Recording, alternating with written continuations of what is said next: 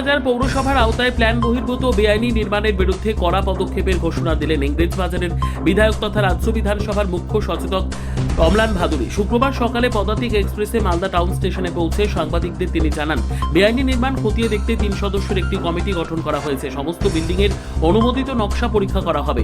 যেগুলি প্ল্যান বহির্ভূত বলে প্রমাণিত হলে সেগুলির বিরুদ্ধে আইন অনুযায়ী ব্যবস্থা নেওয়া হবে। প্রয়োজনে ভাঙার পদক্ষেপও করা হবে। তিনি আরো বলেন, ইংরেজবাজার পৌরসভায় দুর্নীতির অভিযোগগুলিও তদন্ত করে দেখা হচ্ছে। যে কাউন্সিলর বা ব্যক্তি দোষী প্রমাণিত হবেন তাদের বিরুদ্ধে আইনি ব্যবস্থা নেওয়া হবে। পাশাপাশি ফুটপাত দখল করে থাকা অবৈধ হকারদের বিষয়ে ভবিষ্যতে ব্যবস্থা নেওয়া হবে। তবে গরিব হকারদের পুনর্বাসনের বিষয়টিও বিবেচনায় রাখা হবে। এদিন মালদা টাউন স্টেশনে বিজেপি কর্মী সমর্থকেরা ফুলের তোড়া দিয়ে তাকে সম্বর্ধনা জানান। আমি খুব গর্বিত, কারণ আজকে আমাদের ভারতীয় জনতা পার্টি সভাপতি সুমিত দে এবং আমাদের মুখ্যমন্ত্রী শুভেন্দু অধিকারী তারা আমাকে এই পদটার গুরুর দায়িত্ব দিয়েছেন এবং তারা এটার উপযুক্ত মনে করেছেন। এই জন্য আমি তাদের উপর কৃতজ্ঞ এবং বাধিত। এবং এটা খুব একটা গুরুত্বপূর্ণ পদ বিধানসভায়। সমস্ত বিধানসভার ফ্লোরের ম্যানেজমেন্ট এবং কে কতটা বক্তব্য দেবে, কখন দেবে, বিধানসভার সমস্ত কন্ট্রোলিং পদ এটা আমি কতটা ভালোভাবে করতে পারবো তার চেষ্টা আমাকে করে যেতে হবে।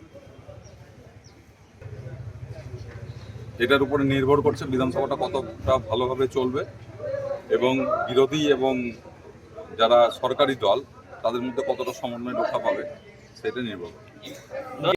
যে আমাদের ইংলিশ বাজারে যে সমস্ত ইললিগাল বিল্ডিং আছে প্ল্যান বহির্ভূত, তাদের জন্য একটা কমিটি তৈরি করা আছে। সেখানে একজন পিডব্লিউডি ইঞ্জিনিয়ার, একজন এমইডি ইঞ্জিনিয়ার এবং ডিস্ট্রিক্টের একজন ইঞ্জিনিয়ার, 3 জনের একটা কমিটি হবে। সমস্ত বিল্ডিং প্ল্যান পুঙ্খানুপুঙ্খনে দেখা হবে।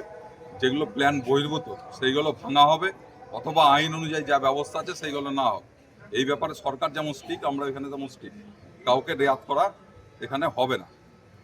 এবং যা যা দুর্নীতি হয়েছে পৌরসভা, বিভিন্ন কাউন্সিলররা যুক্ত হয়েছে, যাদের সম্বন্ধে কমপ্লেন হচ্ছে, সেগুলো খতিয়ে দেখা হবে এবং যারা দোষী তাদেরকে জেল কাটতে হবে। হকার সম্বন্ধে যেটা বলবো, অনেক জায়গায় অবৈধ হকার আছে, সেগুলো সরকারের পক্ষ থেকে সারা পশ্চিমবঙ্গ জুড়েই তুলে দেওয়া হচ্ছে। ভবিষ্যতে তাদের সম্বন্ধে ভাবা হবে, কারণ আমাদের কাছে প্রায়োরিটি পরিষ্কার পরিচ্ছন্ন শহর রাখা, মানুষ ফুটপাত দিয়ে হাঁটতে পারে সেদিকটাও লক্ষ্য রাখা, এবং গরিব মানুষ যারা হকার আছেন তাদেরও যাতে পুনর্বাসন করা যায় তাদের সম্বন্ধেও ভাবা হচ্ছে।